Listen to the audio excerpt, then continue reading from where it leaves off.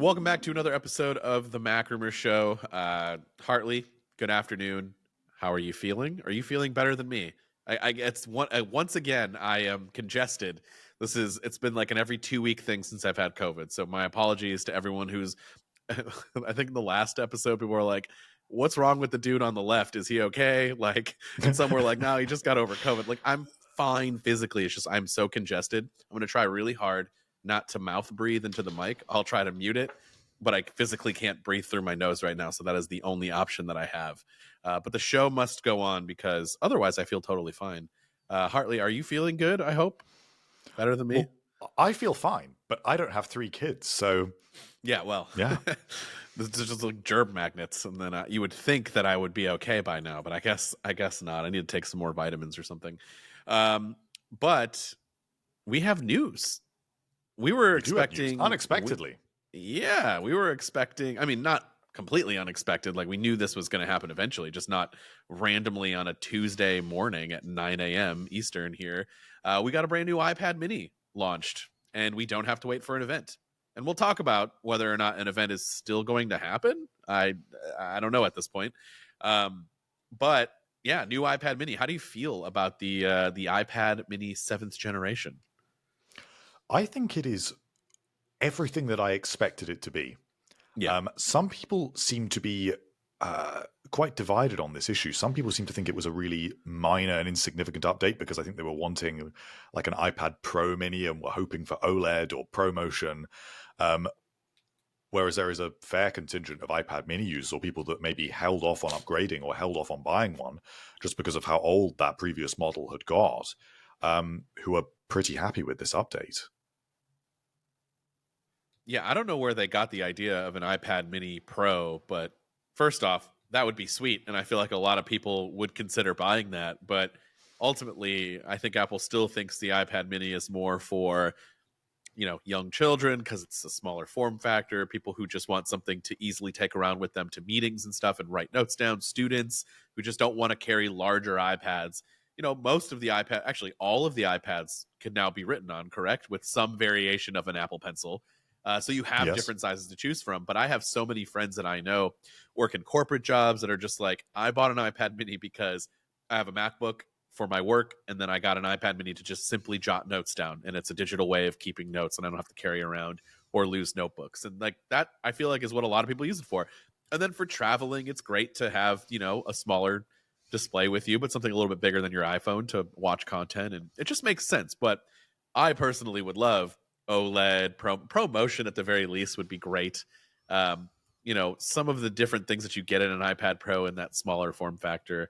But that's not what we got. We basically got a nice internal boost to something that has needed it. When was the last time this came out? 2021, I believe. Yes, that's correct. In the video, my wife is still pregnant when she was helping me hold the iPad and I needed somebody to swipe through so I could get some B-roll. And I'm like, oh man, this is old. That's how I know. We have an almost 3-year-old now. That's how you know it needs a refresh. At least that's how I knew. That's I think how you can sort of work out the age of all of your devices relative to your kids. To my kids, yeah. One was let's see, some of them are turning 8 years old. Yeah, I don't know. I'll figure it out. I'll be able to call them. I'll just call them that. I'll call my youngest 2020 or the 6th gen iPad mini. Yeah, he's 6th gen iPad mini. We'll figure out names for the rest of them. I mean, it's like it's such a that's the iPad mini, I guess. No, I mean, there is more. There is more to it than that. But is there though? On the surface level, there's not. But if you really dig deeper, there really is a lot more that needed to be updated. So let's go through some of those changes. There are about 21 changes all in all. You're going to need to fix some of these are more significant than others. And what I think is important to bear in mind is that this basically brings the iPad mini up to specification with the iPad Air, because the iPad mini is not a smaller version of the 10th gen iPad, the entry-level model. And it is also, as we say, not a mini iPad Pro. So it is just an iPad Air. The only difference really with the iPad Air is it's got the True Tone Flash, which the iPad Air doesn't have. But other than that, they are basically in every way the same. It doesn't have Stage Manager because it doesn't have an M series chip, but it does have Apple Intelligence now and 8 gigabytes of RAM. Yeah, so don't think about that one too much. So at this point, I feel like Apple is basically prioritizing Apple Intelligence for all of the iPads over Stage Manager, which is a iPad specific feature. Or is this just large iPad specific feature? Because you said don't think about that one too much, but it's kind of hard for me not to think about it. And I also feel like even though it's not an M series chip, wasn't there a whole thing about how some of the non M series chips, but some of the more powerful A series, like I feel like the 17 Pro could fit and make this work, right? Make Stage Manager work. Yes. I think that there is a practical reason why it doesn't have it, which is just simply that the display is too small. Any more than, an iPhone 16 Pro Max shouldn't run Stage Manager. But if it's not if it's not a good experience, maybe you should just let the person, make that decision for themselves. I don't know. Like maybe there's somebody out there who wants to have some overlaying apps like that on a smaller screen. I don't think it would work very well at all. I mean, I don't know if you've ever tried using the multitasking experience that you can do on the iPad mini, which is where you get split view, but then also slide over. So you've got 3 apps on screen at once. It's very cramped. It's very, very cramped. That is not a good experience. So to go even further than that and have 4 overlapping windows that themselves are tiny. That's true. Yeah, I guess it's not going to work very well. Point, but I just think it's quite interesting that Apple gave technical reasons for Stage Manager because it didn't want to admit that it could bring it to older iPads when, of course, then it did bring it to older iPads. It's now got itself into this slightly muddled situation where actually, physically, there is no reason why the iPad mini probably couldn't run it at this point. But they've sort of dug themselves into this hole. And I think they should maybe be a little bit bolder about saying, well, we don't think it should run Stage Manager. But maybe at some point that admission will come, or maybe there will be a better multitasking system for the iPad. Yeah. So Apple Intelligence is like the main biggest feature of this new iPad, basically. Still not available, but they're gonna be marketing it still till the day it comes out, and then even further into its life cycle here. Do you think this is a reason to go and upgrade for a new iPad if you had the 6th gen, or do you think it's one of those like, yeah, it's nice, but I think your previous iPad mini is still just as good as it was before? It all depends on what you use your iPad mini for. Sure. And I think that's the same for a lot of these sort of incremental upgrades where if you're the sort of person that heavily, heavily uses your device, and let's say you use your device, in this case, the iPad mini, for wired data transfer. Let's say you've maxed out the storage. Let's say you take a lot of photos and scan a lot of documents. At that point, it is worth upgrading. But an average user that maybe is just reading some ebooks, doing some browsing, checking some emails, it isn't worth it. And the same goes with Apple Intelligence, really. I don't think it's worth upgrading singularly for Apple Intelligence. But if you are in need of an upgrade anyway, and you quite like the idea of some of these other slight improvements, I'm sure that a year from now, 18 months from now, when Apple Intelligence is better, and at least we've got the full version of Siri, the fully revamped version of Siri, I should say, then perhaps it will be more worth it. But I struggle to say that really anything is worth upgrading for to get Apple Intelligence singularly at this stage, because ultimately not only is it not ready now on any device, but actually when it does roll out in iOS 18.1, that is a very limited selection of tools that we are getting. We are getting writing tools, we are getting the cleanup tool in Photos, you are getting notification summaries. There is not a whole lot else. These bigger features that people actually care about more. I'll be honest, I think there are really only 2 features with Apple Intelligence that really excite people, and that is ChatGPT integration. So that isn't really even Apple Intelligence, it's just switching that on, and the revamped version of Siri that can take actions and understand personal context. And that, we don't know when that's coming, sometime next year. And who knows how good that will even be. I think Genmoji is going to be the biggest feature out of everything. I think that'll be the one that everybody uses. I'm just going to go out and say it. Image Playground? Probably not. Genmoji, though, I think that's like the new thing that like the younger kids, and God, I hate that I said that because it just makes me feel old, but like people younger than your parents' age, let's just put it that way. I think that'll be like the thing that adopts and gets into something like more into pop culture and stuff like that. About Genmoji, because Apple has tried stuff like this before with things like Memoji and Animoji. And I feel like actually these things are not popular. And I feel like in a way they've sort of got caught up in this sort of cultural perceptions of what is and is not socially acceptable. And it's I could quite easily see Genmoji being one of those things, because we also don't know how this is going to play with other devices. So what happens when you send a generated emoji to an Android device, or you send it to a device that does not have the latest update? And I also question when emojis are such a sort of specific thing in terms of the reasons why people choose them. People choose emojis that are popular.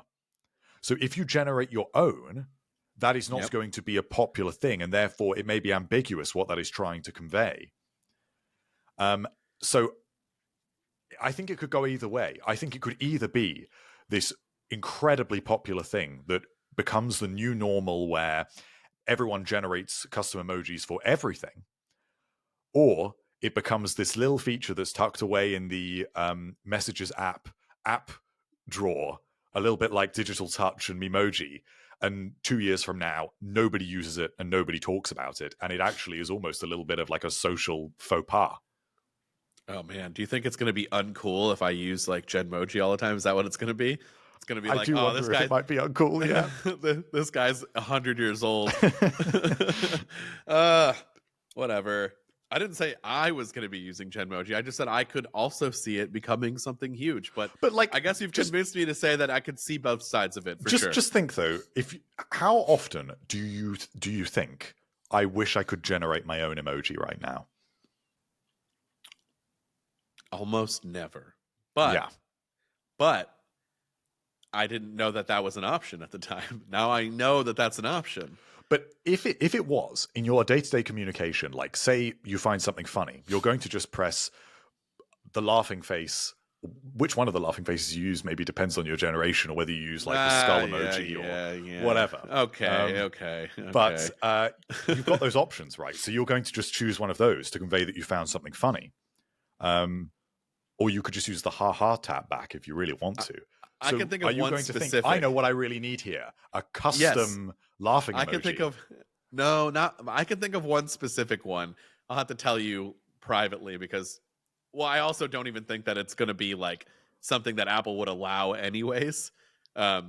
So yes, I can think of one specific thing, and I'll let you guys all just keep wondering, what is he even talking about? But in order for me to do this now, I need to use a couple of different emojis to get the point across. So we'll just... Okay. I think for like inside jokes and things like that, it could be quite fun. It's not really an inside joke, but it's more of like, you understand what I'm talking about when I send a couple of emojis in a row. But like that specific emoji doesn't really exist because I feel like, well, Apple definitely wouldn't allow that because it's insensitive. So I would even argue that sending multiple emojis that are standardized is weirdly more appealing because it's like hieroglyphics, and emojis are a universal language. So if you're introducing non-standard things to that, I think I can just see.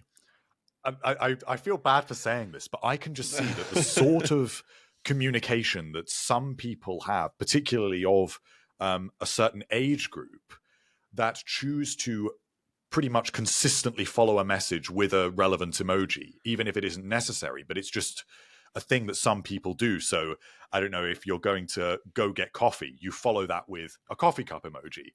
Never once done that, but sure.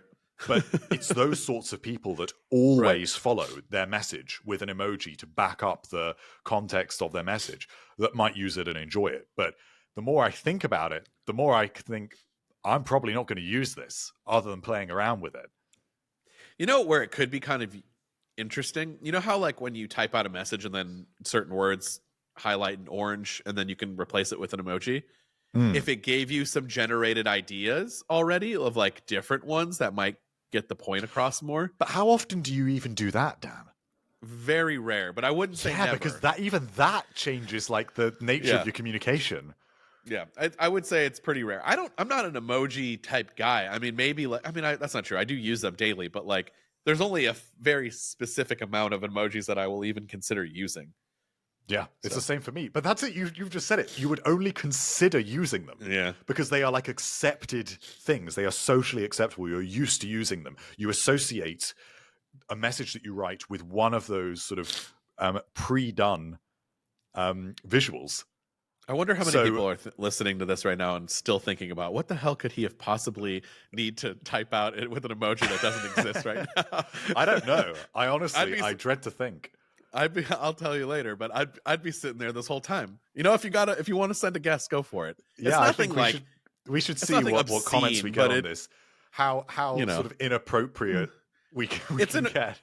It's definitely inappropriate, but it's not like something crazy. I don't know. I don't even know how to describe it. I'll let you be the judge when I tell you later. But I mean, this genuinely is something I would really like to see what people have to say in the comments about. Yeah. Because I could just be so off base with this. Whether Genmoji is a gimmick. I just assumed for some reason this was a gimmick feature that like, you know, whatever, I'm going to sound old again, but like teenagers would be like, heck yeah, I'm going to create my own emojis and my friends are going to, and like that'll create inside jokes and then they'll use that and then my friends will think it's funny. I don't know that I would use it. I'm just saying I could see people using it. But now you've convinced me to kind of be on the fence about it. I don't know. Because Memoji was bad. I don't use that ever. Or Memoji I probably use as like a picture to distinguish myself, but not like something that I use in conversation ever. Yeah, like I don't think I've sent like an actual Memoji of myself like waving or giving a thumbs up. No, I always forget that's there. 5 years ago. Yeah.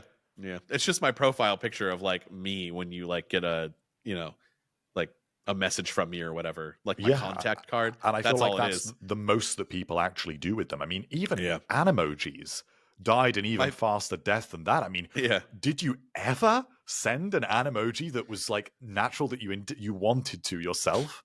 So sometimes I'll peel back the curtains here. Kevin and Andrew, right? We have a little group chat that we use. And sometimes they like to send audio messages. But then just to, you know, Kevin, you know how he is. He just likes to send audio messages using an animoji. So I don't know why, but something about it does make it a little funny when you see like a poop emoji or a dragon or something just in Kevin's voice explaining a story to you. I don't know. Like I don't know. Do people use that like that? I would love to hear from everybody. Let us know. I mean, that's one person that uses it. So I'm already quite impressed. I mean, he doesn't use it all the time, but there are times where it makes the joke funnier. I don't know. So yeah, this was not really iPad mini or Apple Intelligence specific, but it does have some relation here. But going back to the Apple Intelligence stuff and the iPad mini, I mean, I don't know on day one what people are going to be stoked about. I just think it's more for those who have an older iPad mini, maybe a 5th generation iPad mini, that are like, hey, I love my iPad mini. I need to get it updated. I will say I'm surprised, and I'm not surprised, that one of my biggest things that I hear from people saying that they use it so much is for the Apple Pencil. I am surprised that it does have compatibility with the Apple Pencil Pro, but I'm also not surprised in the same exact way. So what about you? Well, it's got to come up to spec with the iPad Air, and effectively to simplify the Apple Pencil lineup, they are trying to phase out the second gen Apple Pencil. Here we go. Because the iPad Pro doesn't support it anymore. The iPad Air doesn't support it anymore. And the 10th gen iPad doesn't support it. It never has, because it doesn't have the magnetic pairing. So the only iPad that was still on sale was the iPad mini. And that was the only reason they have to continue selling the second gen Apple Pencil really in the long term. So it makes sense to get rid of that. And then they can simplify the selection of Apple Pencils that are available and just keep it ultimately to the Apple Pencil USB-C and Apple Pencil Pro, which I think is really where it should have been for a little while. It is annoying for people that maybe have a 6th gen iPad mini and a 2nd gen Apple Pencil. If they want to upgrade, that they also have got to change their Apple Pencil. But it's really been the same for me with my iPad Pro earlier this year. So all iPad users have had to go through this, unfortunately. Why did they give it the Pro name, though? I still don't understand why the Apple Pencil is called the Apple Pencil Pro. Just, do we need to do this again? Do we need to do this again with the lineup for the iPad and in conjunction with that, the Apple Pencil? Because here is my fix. I think I've said this before, maybe, but I feel like in my head it makes the most sense now more than ever. We just, at this point, get rid of the Air name. Make that the regular iPad, comes in 2 sizes. Make the Air and the iPad mini the same, and they come in 2 different sizes, or 3 different sizes, because there's the 12.9 inch one now. So it's 8.3, or even if you just want to call it iPad, iPad mini, iPad Plus, that's fine. Like, at least it makes sense with the iPhone. And then you have your iPad Pro, and then you just make the regular entry-level iPad an iPad SE or something. And then you can do the same with the Apple Pencil. You have the Apple Pencil, which works for all of these iPads except for the Apple Pencil or the iPad SE. That'll get the Apple Pencil SE or something like that. And then there you go. And you don't, and they all work together anyways like that. So it's not that hard. It's just a couple of words being rearranged and some things being grouped with others, but they all share similar features for the most part. I think that makes sense. I think the way that Apple tries to present the iPad mini as a fundamentally different product to the iPad Air is very strange.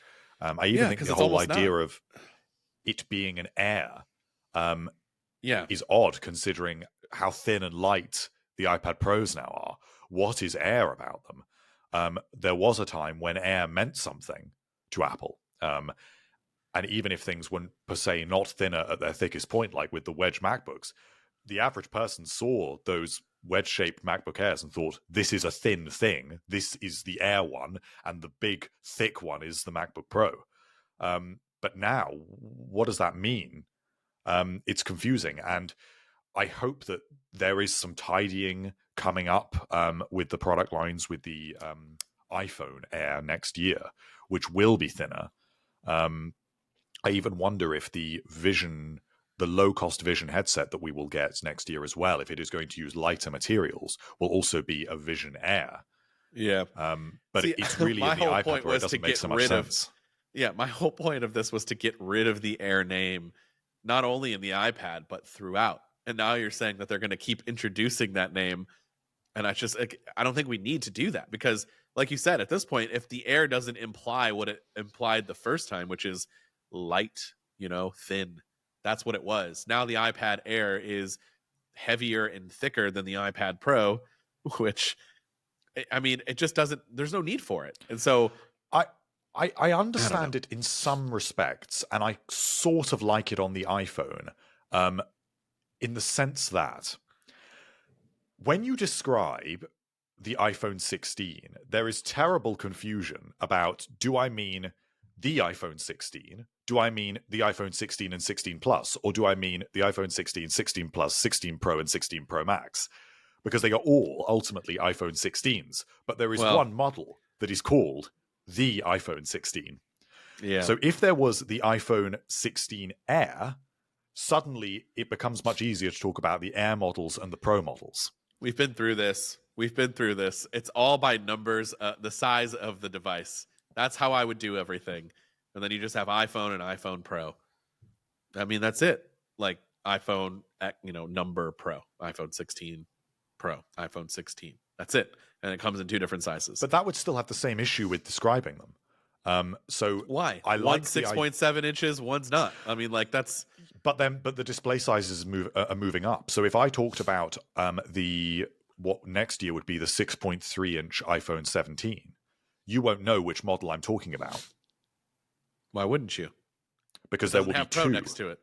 Well, it doesn't also help. It doesn't also help that the Pro and the non-Pro this year are quite literally closer than ever before to being the same device, besides a few things here and there.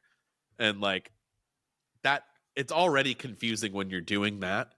But I don't know. I just feel like it's not, the size isn't hard to go by, because now like I mean, it's with the iPhone, it's really just one's standard size, and that's the smallest one, and one's the bigger size.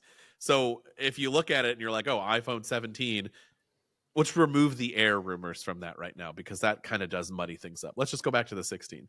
And if it was just iPhone 16 at 6.1 and 6.7, and then iPhone 16 Pro at 6.3 and 6.9, if you're only looking at, oh, I want a Pro device, what is confusing about which one's which? One is bigger and one is smaller.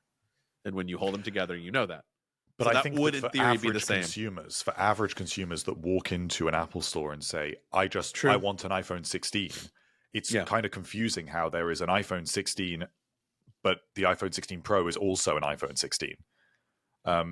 So I can understand how adding extra words to the names makes sense, but it's the way that they are inconsistently applied. Because if we're being honest, really it should be the iPhone 16 Pro Plus, not Pro Max, or you should have the iPhone 16 Max. But having both Plus and Max is unnecessarily confusing. And then having no name to delineate between the standard and the Pro models means that we end up saying standard iPhone 16, which is not very nice. So even though the iPad Air and iPad Mini are kind of don't really make sense that they are called those things, because the iPad Mini isn't really a mini per se. It is actually a small iPad Air, and the iPad Air is not an Air because it is not light enough. We're not going to fix this episode. I just think that it is possible to improve this. Can we just get think you have the right idea, Dan. You have the right idea. Can we just get someone from Apple? It doesn't have to be Jaws. It doesn't. I mean, it would be great. But can we just get somebody from marketing who sits in on a meeting or two, who is a little bit closer than we are, and can explain why these names exist and why they go this way? But I think the reason they do it is not to be logical, it's to promote sales. I think it all is sales focused, because the fact is they don't care about people signaling that they have an iPhone 16 because they bought the cheapest model, but they want to give people that spend the most money something to say, and people know, oh, you've got the Pro Max. The Pro Max is the big flagship. Guy. Yeah, you've spent the most money. You've got the Pro Max. And if they called it the iPhone 16 Max, that's too similar to the Pro Max, so therefore they call it Plus, so that feels like something different. And I think a lot of Apple's naming and marketing behaviors can be explained by just trying to promote sales. And that is why they won't move to just calling things by screen size. They do it on the Mac because they've done this for 20 years before they slipped into these, what I think are bad habits. And okay, they don't do it on the iPad Pro either. But it still is a little bit strange that with the iPad Air, you go to buy an iPad Air and you go to the selector for that, and you can choose between two different sizes. But the iPad Mini is not there, even though it now is in almost every single way an iPad Air. And okay, it doesn't have the same chip, but it is smaller. What other features are different between them? I honestly don't know. They've even got the same colors now. Apple almost admitted that they are the same device this time round, because they discontinued the colors from the previous version and introduced the exact same color options that are available on the iPad Air. But they won't call this Space iPad Gray, Air. Starlight, Lighter Purple, and Blue, which I'm going to use blue in quotes because it's blue, but I mean, I like the blue. It's not that blue though. It's very, very subtle. We've been through this before with the Air. I like those sorts of colors. I really liked, and I know that this is an unpopular view, but I think that the iPhone 15 and 15 Plus colors were the best iPhone colors they have ever done. Huh. All right. We'll see what they say. We can have a whole other color episode as usual, but we won't do that right now. So anything else on the iPad Mini before we move on to one more thing? I mean, I think that the iPad Mini is still a really good device. Sure. I think, as you mentioned at the beginning, if, say, you have kids, it's a little bit like what the iPod Touch was 10 years ago. It's a great starter device. It's also good for e-reading. It's good for travel. But would I hurry to buy this model if you have the existing model? I'm not sure I would, unless you are using it really heavily. So if it is your only iPad and you are a tech enthusiast, maybe. But if this is a second iPad that you own, like it would be for me, no. Okay. Do you think we're still getting an event? I said that I thought, I was pretty steadfast on like, all right, invites have to go out this week, right? Monday or Tuesday. But then we learned that they technically didn't go out until this time next week, if there was an event at the end of the month. But I don't know. I can't decide either. Like, releasing this almost makes me feel like we're going to get everything via a press release between now and November 1st. It can go either way. And this is why I can't decide. So the things that suggest there will be an event, I think the proximity from this press release, to the when the event would be, would suggest they've given enough clearance. And we said, even last week, I remember, that the iPad mini does not fit very well in with doing a Mac event. So that suggests to me maybe they are going to do it, because they've just thrown this out earlier, give this a chance to launch and have some time for reviewers to get stuck in, and then you move on to the Macs. Also, remember that we are expecting more Macs than we were at this time last year. Last year, it was just the iMac and the MacBook Pro. This year, it is the iMac, the MacBook Pro, and the redesigned Mac Mini, which is a whole new redesigned device.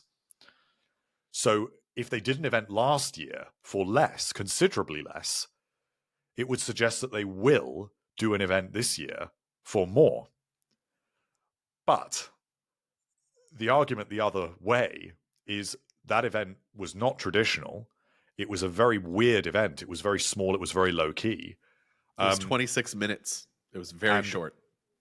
They also have these leaked MacBook Pro models floating around now, which maybe suggests that it's pretty soon that they're going to come.